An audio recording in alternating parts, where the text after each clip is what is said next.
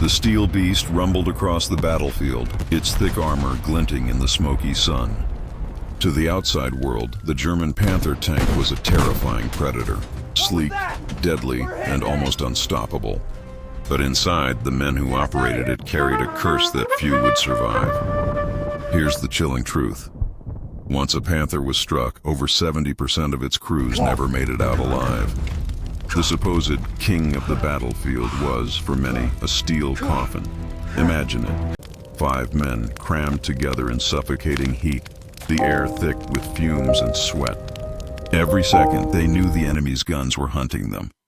Every second, they understood that one piercing hit could turn their armored fortress into a blazing inferno.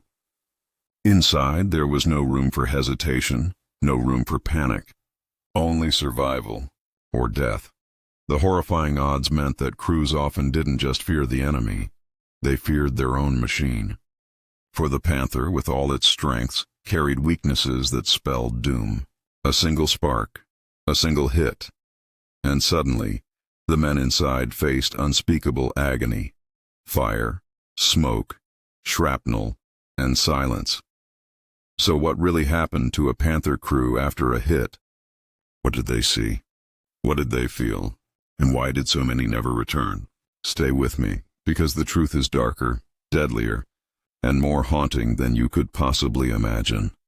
The year is 1943, the Eastern Front. Europe is burning, and Hitler's armies are desperate for a weapon to regain control. Enter the Panther, sleek, fast, and armed with the devastating 75mm KWK-42 L-70 gun, capable of destroying Soviet T-34s at long range. On paper, it was a marvel of engineering, hailed as the future of armored warfare. But the young men chosen to crew these steel monsters were not invincible warriors. Many were barely out of their teens, 18, 19, maybe 20 years old. Farmers' sons, factory workers, students, transformed overnight into tank operators. They had been told they would ride in the deadliest machine ever built. Instead, they were unknowingly stepping into a death trap. The Panther required a crew of 5, the commander, the gunner, the loader, the driver, and the radio operator. Each had their place in the cramped belly of the beast, each dependent on the other for survival. But the tank's design left them with a chilling disadvantage. Its transmission was fragile. Its armor sloped but vulnerable in the sides and rear. And worst of all, once hit, the Panther had a deadly habit of catching fire. Inside, the crew faced a suffocating environment. The stench of gasoline mixed with grease and sweat. Engines overheated, ammunition rattled, and claustrophobia pressed down on every man.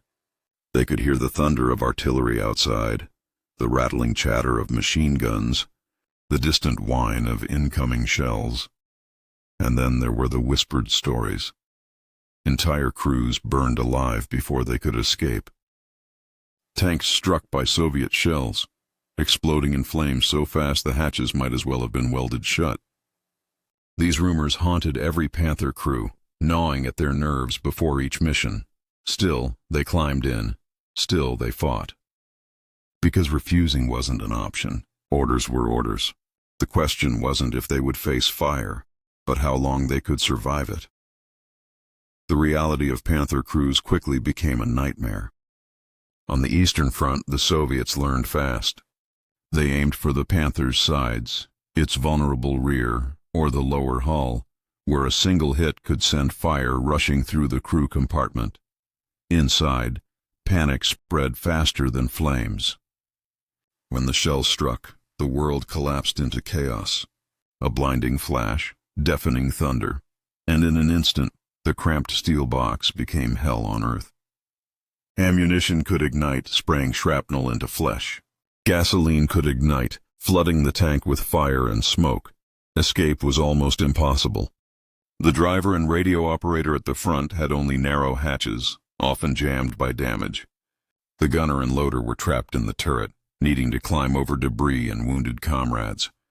And the commander, usually the last to leave, faced the unbearable decision: stay and help or abandon his men. The imbalance of power was staggering. Soviet T-34s were lighter, faster and easier to replace. German crews knew that every time they rolled out, the odds were against them. For every successful kill, there was always the chance of a crippling hit waiting just around the next hedgerow. Psychological toll, devastating. Sleep was rare, food tasteless. Letters home carried hidden despair, disguised in words like, "We are holding the line," or "The machine is strong." But behind those words, men counted the missing faces, the tanks that didn't return, and then there was the sound. Survivors often recalled the silence right after impact, a silence so heavy it crushed the soul. That 1 second when men realized, this is it. This is how it ends, but what came next was even worse. The catastrophic truth: once a Panther was hit, flames spread in seconds. Metal groaned, ammunition cooked off, and the inside became a roaring furnace. For most crews, there was no escape. Some burned alive, their screams muffled inside the steel coffin. Others suffocated as smoke choked their lungs before fire reached them. In rare cases, a man might escape through a hatch, but often he emerged engulfed in flames, stumbling into enemy fire. Soviet infantry sometimes cut down survivors before they could even hit the ground. Others crawled out, scarred for life, carrying wounds no surgeon could fully heal. One survivor described the smell: oil, burning flesh, and molten metal, a smell that haunted him for decades. Another recalled the silence after a comrade's final scream, the dreadful moment when he realized he was the last one alive. The Panther's reputation as a predator was, in truth, a curse. It destroyed enemy tanks, yes, but for its crews, every battle was a gamble with impossible odds. The blackened wrecks left behind became graves, scattered across battlefields, silent markers of the young men who never returned. Soldiers called them ghost tanks, and for the families back home there was rarely closure. A missing letter, a name never mentioned again, a boy who vanished into smoke and silence. The horrifying reality was simple.